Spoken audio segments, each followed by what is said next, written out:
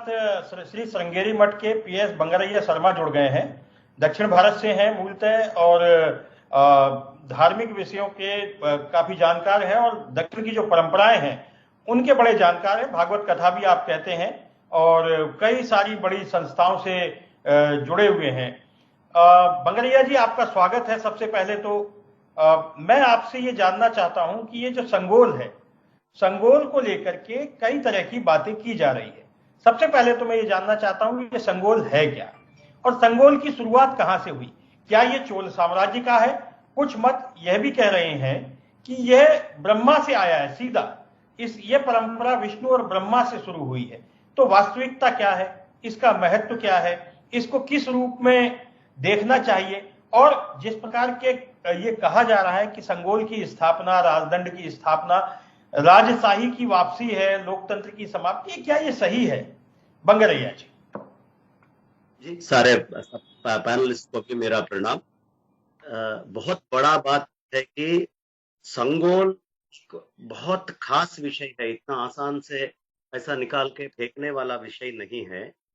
ये हमारा न्याय का, हमारा धर्म का और हमारा गौरव का और हमारा प्रतिष्ठा का और हमारा बल का प्रतीक है संगोल। कोई आसान विषय नहीं है। संगोल बोलते तो ऐसा निकाल के बाजू रख दो। ये हमारा परंपरा में परम शिव जी ने अंधु नाम का एक आदमी को नटराज से पहले उनको दिए और उनका हाथ से नंदी का हाथ में आया है और नंदी के हाथ से भरत जी के पास गया। भरत जी बाकी नाट्य शास्त्र पूरा ये लेके ही दिखाए उन्होंने। तो ये कोई ये बात नहीं है, वो उतना पहले से है। बाद में ये चोल वंश का, चोल साम्राज्य जो भी है वो चोल साम्राज्य का प्रतीक बना है। तो ये संगोल क्या है? हमारा न्याय का, हमारा धर्म का, हमारा बल का, हमारा गौरव का और सबसे बड़ा हमारा प्रतिष्ठा का चिन्ह है। तो इतना बड़ा चिन्ह आप कोई ये जातिवाद ऐसा निकाल फेंकना गलत बात है, क्योंकि आज जो दुनिया में जितना भी नागरिकता है उन सबसे अत्यंत प्राचीन और सनातन संस्कृति कहीं पे है तो वो भारत में ही है। ये हमारा संस्कृति और हमारा जो भी हजारों सालों से चल रहा है धर्म के वास्ते, उसे गौरव देना। अब हम क्या हमारा तिरंगा झंडे में और हमारा कॉन्स्टिट्यूशन में हम लाके अशोक जी का धर्म चक्र को लाए। इसका मतलब ये नहीं है कि धर्म चक्र आया पूरा आप रिलीज कर रहे हो, ये पूरा मत के अनुसार से चल रहा है, नहीं। जितने भी विपक्ष थे सम्मत करे थे इस विषय को, क्योंकि कोई इसके बारे में गलत ना सोचा। आज भी वही है। एक नंदी आया, आपका पार्लियामेंट में है, इतना हजारों सालों से भारत का मूल स्तंभ ही एग्रीकल्चर है और एग्रीकल्चर का नांदी रूप नंदी को ही मिलता है, इसलिए नांदी रूप बोलते हैं। वो नंदी को हम लाके हमारा पार्लियामेंट रखे तो इसका पूरा कृषि का, हमारा बल का, हमारा आदर का, गौरव का, मर्यादा का प्रतिष्ठा होता है।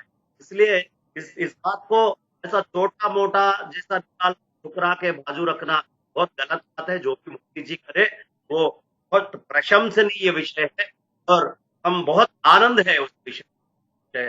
ये बताइए शर्मा जी कि ये जैसे संगोल है, इसका तमिल परंपरा से क्या, जैसे तमिल के सारे वहां आचार्य आए, ब्राह्मण आए, शैव मत के आए, तमिल से उसका क्या ताल्लुक है? क्या केवल तमिल से है या पूरे देश की संस्कृति से उसका ताल्लुक है? ये थोड़ा सा समझने की जरूरत है।